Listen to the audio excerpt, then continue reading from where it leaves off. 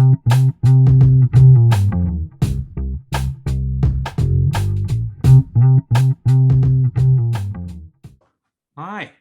How's it going?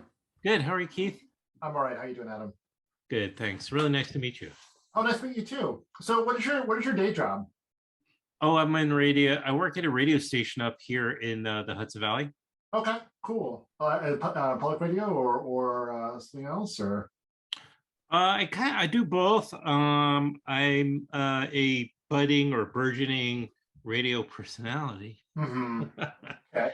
And it's a wonderful station. It's like, I guess, an exception now where it's like, a real indie radio station, which actually plays music that that people probably want to hear, and that is done by, it's just programmed by somebody who loves music, as opposed to algorithms or corporate Mm-hmm. committees, that kind of thing. Yeah, So that's excellent. yeah, and then so I do some back office things for the station, and I'm also on the air. And You play music on the air then, or yeah. what's your format, or what do you like to play? It's well, I don't really choose this music mostly, Mm-hmm. but it's right in my wheelhouse. I mean, it's very eclectic, a mix of indie and alternative and classic stuff and R&B, and I mean it's real eclectic stuff, but it Yeah. works. It So that doesn't. sounds good. Yeah. It's really good music. All right. Well, I can record whenever I can, and I can record on my end too. I have Sure. yeah, I it should assume sound pretty you're also, good. I assume so, Yeah, given your podcasting. And podcast. also, if I didn't already podcast, I'd probably want to get a mic for this book tour, because it's basically a podcast a day at this point. So, Right. it's good to have equipment on hand. Yeah. Well, again, if we can start whenever you're, Yeah. Do you want to give me a count in, or should I just hit record? Yeah, sure. Whatever you prefer. All right, hitting it. All right. There we are. There. How's that? Sounds good. I have a very, informal approach. But I do my work, I do my research, and I do, the homework. And so, but I've been, obviously familiar with your work and your podcasting and the work you've done and writing, and so it's a pleasure to bring you on. Thank you, Adam. That's what's great to be here. Yeah, and what a great. There you go. Thank you. Yep, I see it. The Age of Cage. It's a great. It's finally somebody did it. Took the plunge and did the Nick Cage book. I was thrilled that there was another one out there of note. There are some old biographies, like from the late 90s, early 2000s, that were like really quickie put together things. So I felt like that field was kind of open for me. Right. Well, but nobody, I don't know if those books kind of came from the perspective of, here's the cult kind of Nicolas Cage, as opposed to just superstar Nicolas Cage. Yeah, exactly. And I was, I was interested in Nicolas Cage as a person, obviously, but I was also, it just kind of hit me at one point that it would be an interesting way, tracing his story would also be an interesting way to trace the story of the way Hollywood has changed, because, from the beginning, it's kind of a misfit. At some point, he became one of the biggest stars in the world. It's still, all these years later, it still strikes me as kind of wonderful and unlikely that happened, given that where he came from before. And, the last 10 years have been kind of wilderness years in some ways, but they're interesting wilderness years. And I think that kind of Hollywood, sort of sub-Hollywood independent film world is kind of interesting as well. But what really, kind of pushed me, a couple of things made me feel like it could be a good book. One was seeing the film Mandy, which is a favorite of mine, and I saw it in the theater, and I found it like a really intense experience. But also, I was surprised by Cage's performance. This is someone I'd been watching for decades at this point. I mean, his ascent kind of coincides with when I started to seriously pay attention to films. And yet here's someone who has a lot left to show and things I'd never seen before.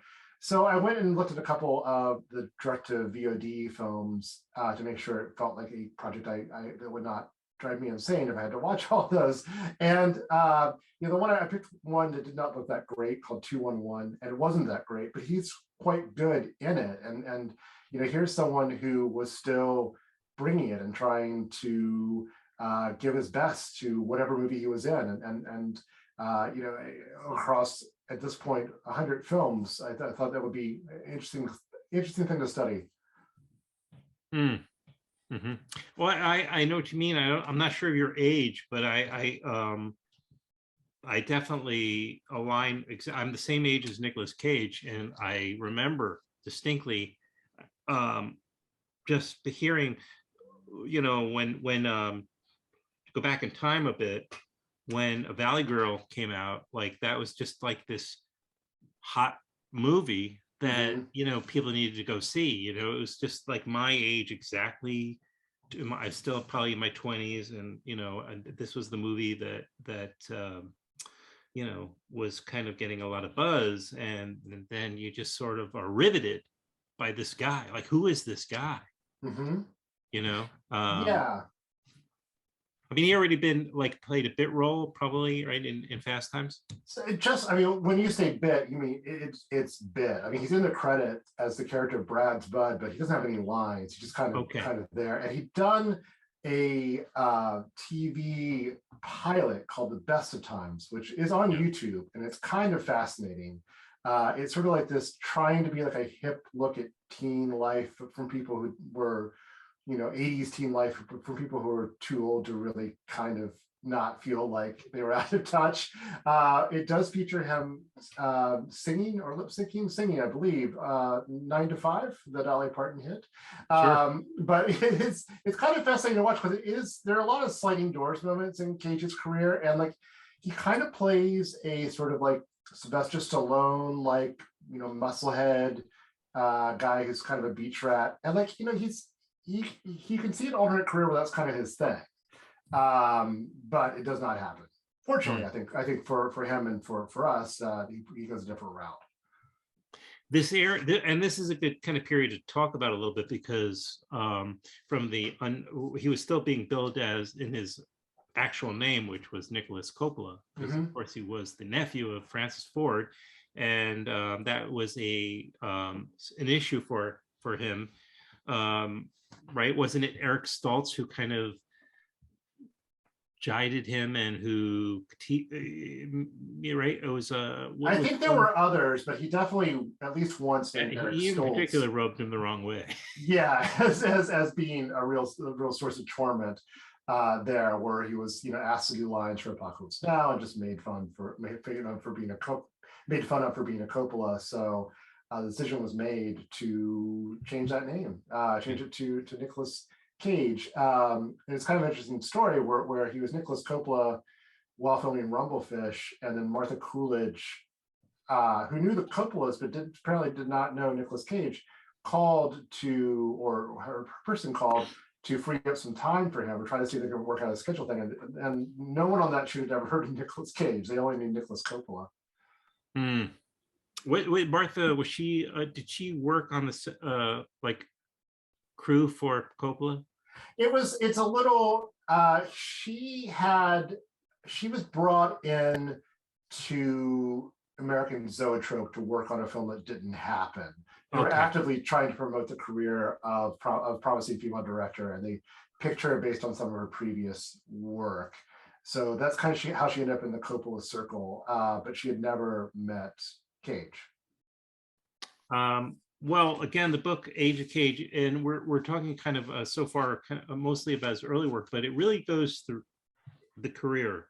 Obviously, you dwell somewhat on the, I would say, the standouts. Maybe the movies that kind of helped him, that were instrumental in his growth, either as a movie actor, an actor, or as a star, a celebrity. or moments even, right? Because there were talk shows and things of that nature Mhm. that come up also that are really good and really entertaining anecdotes that are in here. Right, I'm thinking about the British talk show host where he, you know, and I went right to the you know, YouTube to watch these Oh, moments. sure. The Terry Wogan, the Yeah, appearance of Wogan, Terry Wogan. Yeah, it's really something.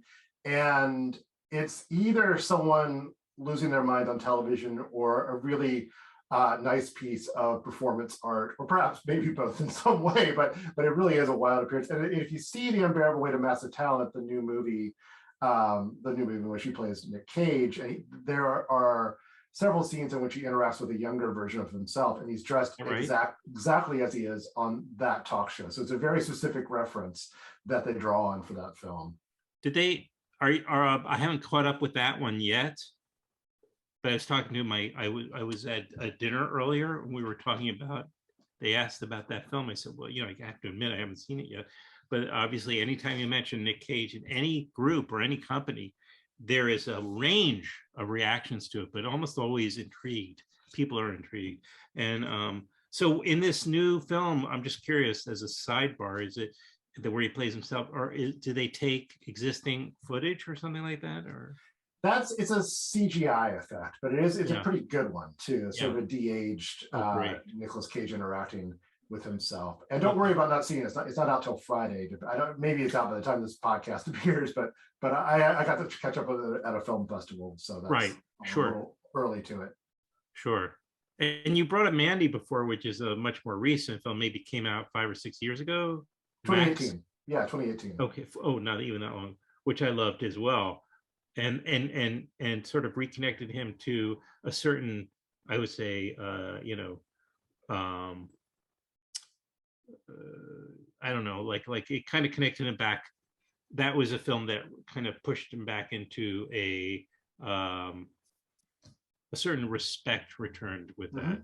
Although if you go back a little further, Joe, I think, was another significant film, David Gordon Green's film, Joe. Joe's very good, and it is it's kind of an overlooked film in some ways, but it's a really nice naturalistic performance style that he hasn't done that often.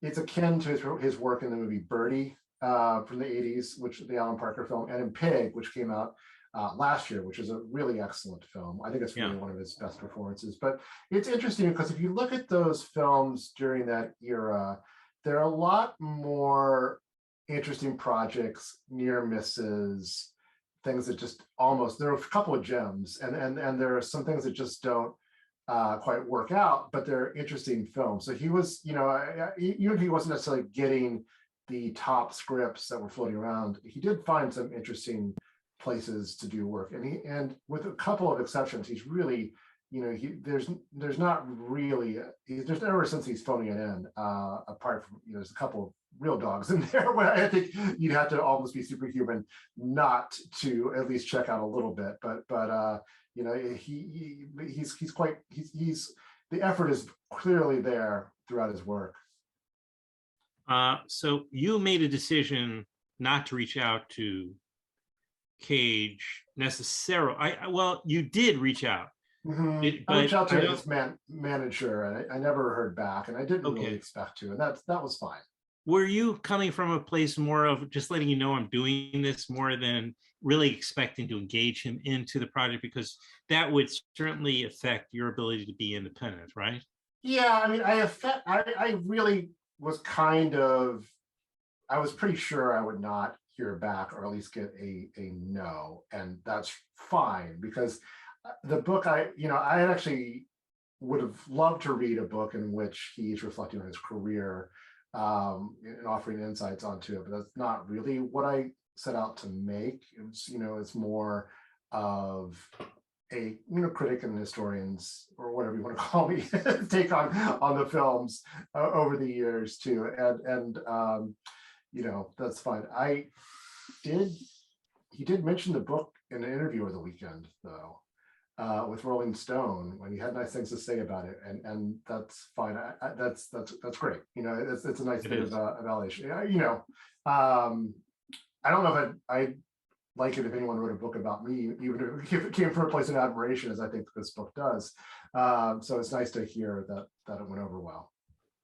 Yeah, I mean, it is a book that from a place of admiration. It's called Age of Cage: 4 Decades of Hollywood Through One Singular Career. It's by Keith Phipps, published by Henry Holt. I want to thank those guys at Henry Holt for putting this on my radar and for giving me the opportunity to talk to you. Let me ask you a little bit. I can think back, and there actually is so many films early on that I have such positive connections to and feelings about when it comes to Nick Cage. And then, you know, things that have come up, well starting back with movies like, for instance, Moonstruck and Peggy Sue Got Married. These are films that I went to, you know, in the movie theater, saw them when they came out, and just was sort of like, who the heck is this guy? Like, what, you know, but constantly intrigued and kept going back. Maybe my favorite was Raising Arizona.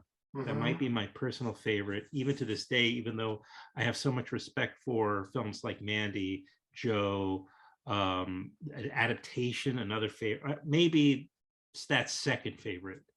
I don't know. I kind of go back and forth between those two. Did you have a favorite going into the project, and did that change as you immersed yourself?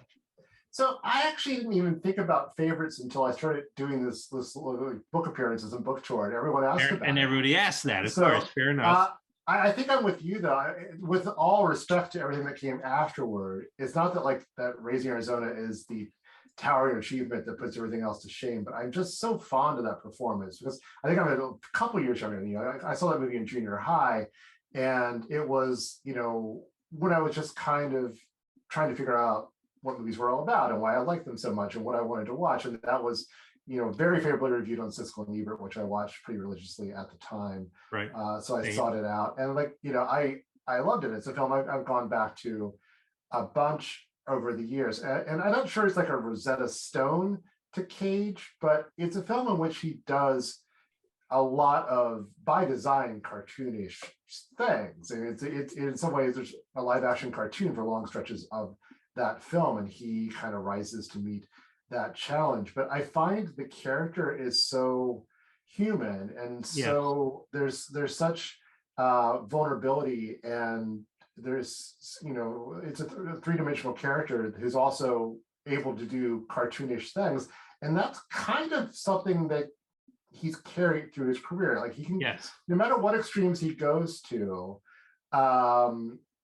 there is a real humanity to what he does, and he doesn't lose sight of that. And I think that's a special quality that not every actor has, and it's kind of fascinating to watch that, you know, take different forms over the years. So I mean, that's a real favorite of mine. You're naming a bunch of other really good ones. I think I know, I'm trying to.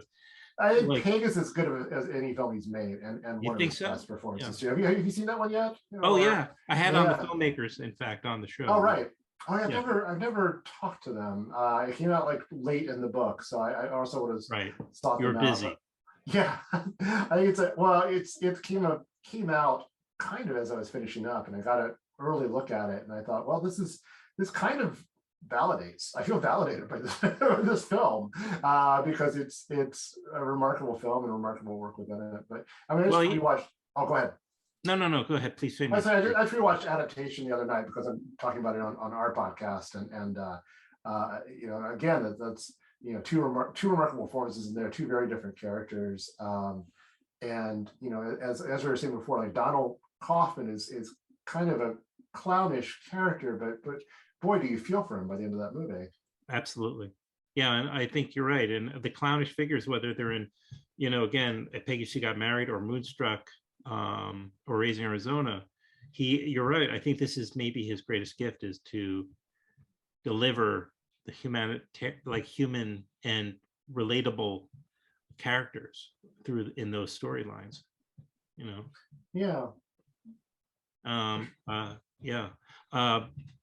So let me ask a little bit also about you.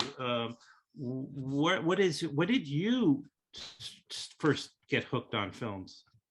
What's your backstory? My origin story is kind of tied to Siskel and Ebert. Like I always liked movies, but I stumbled across an episode of that, and if I did the math correctly, I think I must have been 7 or 8, probably 8, because they were reviewing the movie Caveman, which looked ridiculous. Ringo Starr.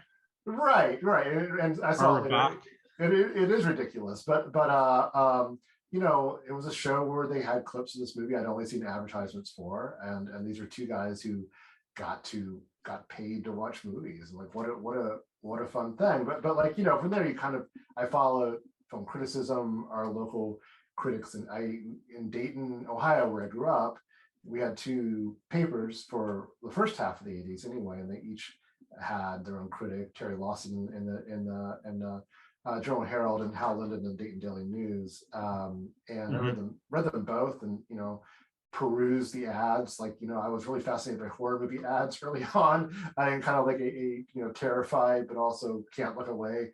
I remember looking at the ad for Scanners, the Cronenberg film, and trying to figure out what that was all about. It looked horrifying, but you know, again, I couldn't stop looking at it.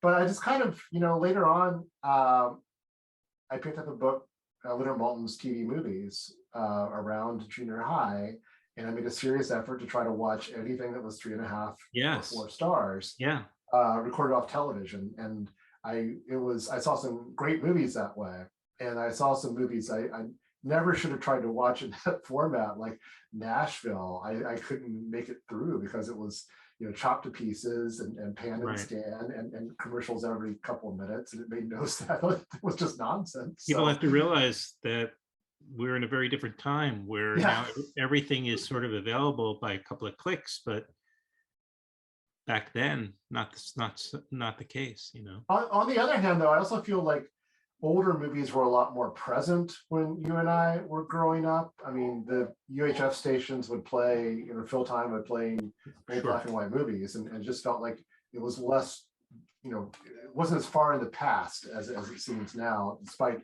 the more ready availability. I was talking to somebody about this. You know, I don't want to get too, it's bad to get too nostalgic, well, just in general, but I mean, what I would have given for something like the Criterion Channel when I was growing up, to have all that at the push of a button, rather than just having to read about them in books and maybe have my parents drive me from video store to video store trying to find the movies I'd read about. No, I can relate.